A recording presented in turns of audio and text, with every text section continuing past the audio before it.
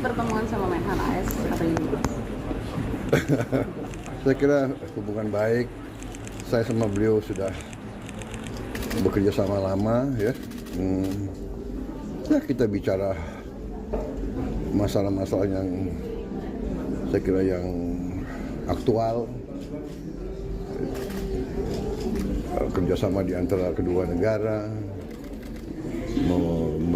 menukar informasi dan pandangan. Saya kira itu intinya. Pak, Ya. mungkin tentang pertemuan kemarin dengan Joe Biden, kan Presiden Amerika mendukung masuk OECD ya Pak. Ini gimana kedudukan Indonesia dengan adanya Indonesia juga mau masuk BRICS, ini kan kedua organisasi yang berbeda gitu Pak?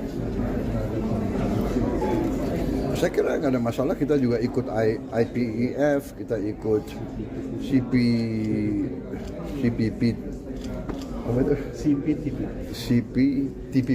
ya. Jadi kita ikut beberapa kelompok ya.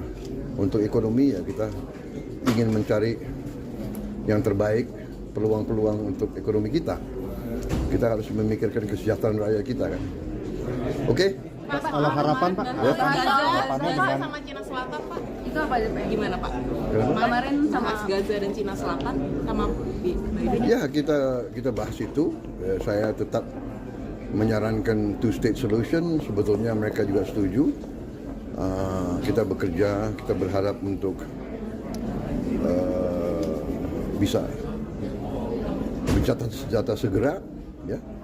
Laut Cina Selatan kita bahas. Saya katakan kita ingin kerjasama dengan semua pihak. Kita menghormati semua kekuatan, tapi kita juga akan tetap mempertahankan kedaulatan kita. Ya. Tapi kita saya memilih selalu mencari peluang untuk kerjasama.